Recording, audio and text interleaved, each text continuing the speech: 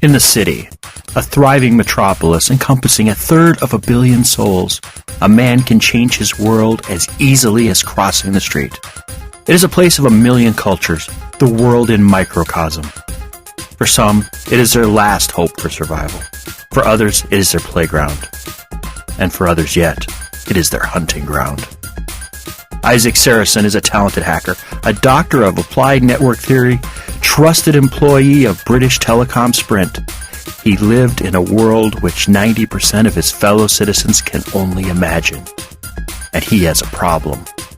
His health is failing. His job is on the line. His world is crumbling around him. He wants out. And the street is his only escape. What happens when the life you dreamed of is killing you? What do you do when you find yourself hijacked? Colbyjack.net is proud to present Firmware, Hijacked, written and performed by R.L. Ferguson.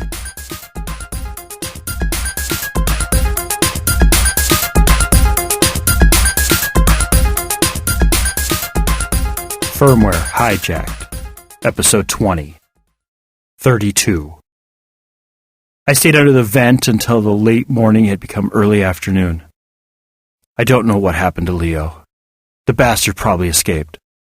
I pictured him running for the roof access door at the first sign of the police chopper. I'd heard a voice coming from a loudspeaker on the chopper. I imagined they ordered him to halt. I knew he wouldn't. There was a body on this roof. He would escape. Rats always know where the bolt holes are. I listened to the police chopper as it orbited the roof. I heard the roof door slam open and the sound of many hard-soled shoes as they moved across the roof. I watched a pair of ankles and attached tactical boots move past my spot. My heartbeat was too loud, much too loud. It was one of those moments when you are so scared you will sneeze that a sneeze actually begins to tickle your nose. I pinched off the sneeze and prayed the movement of my hand from my mouth to my nose wouldn't be heard. A second chopper hovered close over the building for what seemed like an eternity. The dust choked me as I tried hard not to inhale the detritus of my fellow citizens. I lay there until the booted feet moved back through the roof door. I lay there as the door slammed shut. I lay there until I was sure no one was on the roof with me. I think I fell asleep. It was early afternoon. The sun warmed the roof around me, my muscles stiff from confinement. The next thing I knew, it was late afternoon. The roof adornments cast long shadows across the roof. I pulled myself out and cried as the Opempopo Knoll ripped away from the blisters matted against it. The Opempopo Knoll was undamaged. My suit and skin were another matter. The Opempopo Knoll had gotten so hot that the fabric around it was brittle and crumbling. The skin of my side where it pressed against me was a mass of oozing blisters. Correction, not blisters. The blisters ripped off when I removed the Opempopo Knoll. How was I to get out of here? I was on a roof in a neighborhood where everyone of importance wanted me either as a groom, in a shotgun wedding, or as a corpse. My side was on fire, figuratively now, literally earlier. I could barely stand. My only friend in the world lay in a morgue somewhere uptown waiting upon the arrival of his newly minted widow. Nowhere to go, no hope of assistance. There was not a single person in the world to come to my aid. I felt an eyeball headache coming on. It might have been psychosomatic. It might be real. I didn't care. I stuck my hand in my pocket, pulled out my Maxalt Reglan, and dry swallowed. I stuck the bottle back into my pocket. My fingers brushed a small box. What is it? I pulled out the box and saw that it was a Tycho Mercator earwig box. Inside lay 2 gold rings shaped in the form of circuitry. I stared at the rings, thinking of how happy Nona was when she saw them, how they looked in the palm of her soft hand. They were a gift from Masood. Masood, a Muslim in a Georgian Orthodox neighborhood. Masood was an outsider in his own neighborhood, as much an outsider here as I was. I leaned against an air conditioner and plugged back into the local network. My access still worked. I checked the log files and found a complaint from one police plaza. It appeared they were unable to recover any camera data for the blocks from Sheridan north to Joseph Stalin, between Tbilisi and Supsa Avenue. A network audit was being ordered. If an audit was scheduled, I needed to be more careful. I buried myself in writing a plugin. The plugin was a simple affair, a few dozen lines of code to remove me from the network logs. It took me until nightfall to finish. I really missed my custom tools on my home system. A programmer can write anything they can think up with enough time. The best programmers accumulate libraries of commonly used routines. Using pre-written code fragments, a good programmer can give the appearance of genius. Someone of my level would be godlike in a place like Little Russia as long as they had access to their complete code library. I didn't have access to my library. At this moment, I was merely a prodigy. I wanted my godlike powers back. It hurt me to have to reinvent the wheel every time I wanted to write something as simple as an invisible automated network log editor. No use crying over spilled milk. Those libraries were locked away on the far side of the city in a Fort Lee uniform storage center. The night air chilled me. I was parched. My side was hot. The burn was infected. With my network presence hidden, I began slipping through the camera network. It took me a bit, but I found a camera facing Masood's table. I watched as he silently haggled with a gaggle of girls in light reactive clothes over a tray of bracelets. I watched as the crowd drifted around his table. A bright flash crossed the camera, the sudden luminescence leaving a long, stretched face across the frame. It had to be Nicole in his Opempopo running suit. That was one boy I didn't want to see. He'd probably call Leo the moment he saw me. The traffic before Masood's table cleared for a few minutes. I watched as he pulled a phone from his pocket and answered it. I studied the phone. It appeared to be a cheap Kenyan model, the type of phone made for people who can't afford one of the big networks. Phones of that sort usually used ancient voice-over-IP software. VoIP. VoIP phones had notorious bad sound quality with a tendency to break into strange digital artifacts as the VoIP servers attempted to route around the blocks companies like BTS and their competitors, Zhong Yedong Tongxing or ZYT, put up against them. Unlike most other communication technologies, VoIP phones actually worked better the farther one traveled from the core. In college, I played with a VoIP phone for a while. I had a friend who was heading across town to North Lake to visit his parents. I was staying on campus at Adelphi College in Long Island. He agreed to take the Orange Line, the line which curves through the southern metropolitan belt, even though it took twice as long. As he traveled home, he and I kept in continuous contact via those phones. We chatted and commented on whatever it is college kids talk about while my system traced the signal. By the time he'd arrived home, I'd mapped nearly 2,000 independent networks.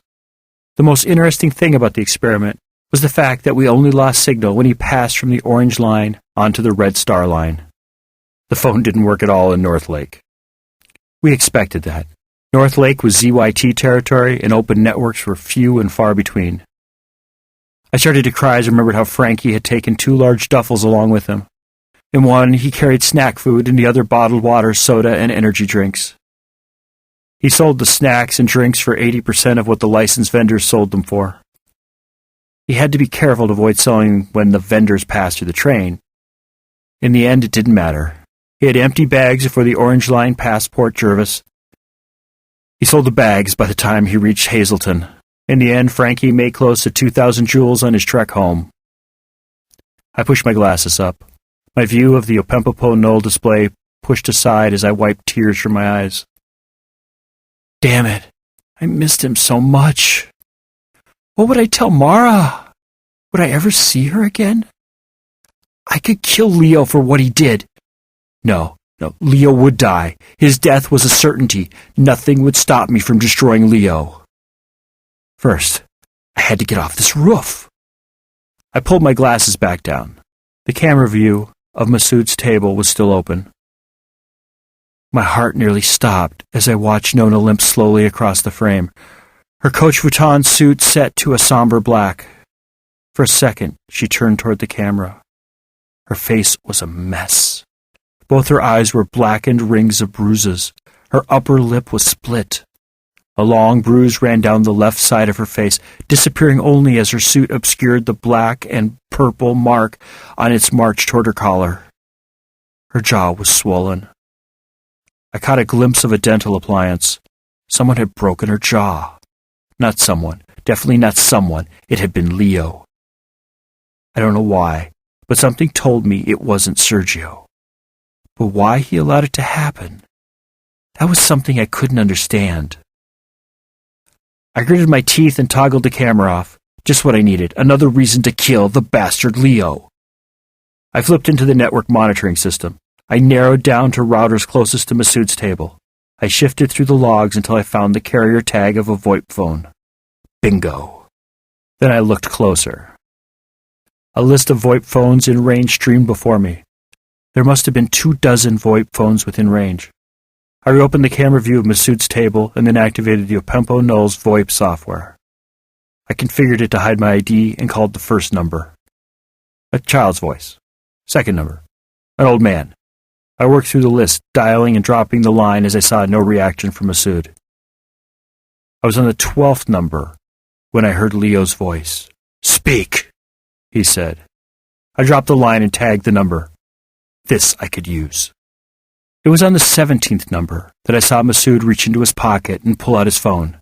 He turned over the phone, checked the ID, and dropped the call. The phone went back into his pocket. He went back to his customers. I waited for a break in his trade before trying again. I set my ID to Ishmael and initiated the call. I watched Masood check the phone ID. His jaw dropped as he read the name. I saw him look up and down the street. His eyes carried distress and fear. He put the phone to his ear and accepted the call. "I'm in trouble," I said. "How do you start conversations like this?" "There is much trouble all about. Many families feel the pain of loss this night," Masood said. "What the hell is he doing?" "I'm trapped and need help." "Did I ever tell you how afraid of lions I am?" "Lions? What?" I stared at the screen, trying to figure out what he meant by lions. Then it hit me, Leo the lion. "A friend and I were attacked by a lion today. I narrowly escaped. My friend did not." Masood's face twisted in indecision, pain, and sympathy. "The lion mauled one close to you on a corner near here." I really wished he'd just say something like, "I can't help you, I won't help you, I will help you," but no, he talks in code. I stared at him through the camera. What does Masood want to hear? He's a religious man. He gave me the rings. That must mean something, but what? A light bulb went off in my head. I knew what he wanted to hear. "I called to tell you I still have the gift you gave me." I paused. "I still want to do the right thing." I stopped again. "I want to do the right thing in my own way. In a way without lions, without pressure, in my own time." "Only Allah can choose the time. All a man can do is accept the will of the Lord." Great, more religious codes. Two can play that game. I remembered back to Saint Ohi's. "Joseph is in the well, waiting upon his brother Reuben. His coat has been stripped from him, tattered and torn. Will he return home, or will the Ishmaelites take him into bondage in Egypt? If he returns home, his brothers will kill him. If he goes into Egypt, what wonders will he do?" I watched Masood's face twist as he thought around my little thought bomb. Two can play at that game. "Where is Joseph?" "On the roof, where the lion killed." Masood thought a moment. "I have a cousin who does things for that place." "Things? Does Masood ever talk straight?" "If something is broken, his family fixes it. Is something broke?"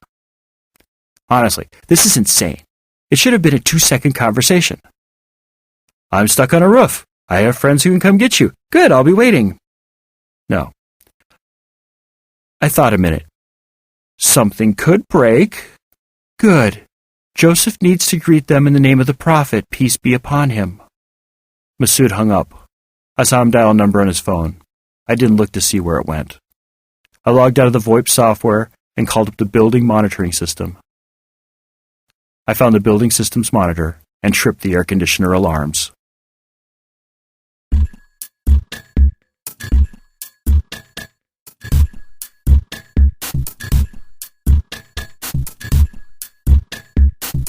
This work is released under Creative Commons Attribution, Non-Commercial, Share-alike license.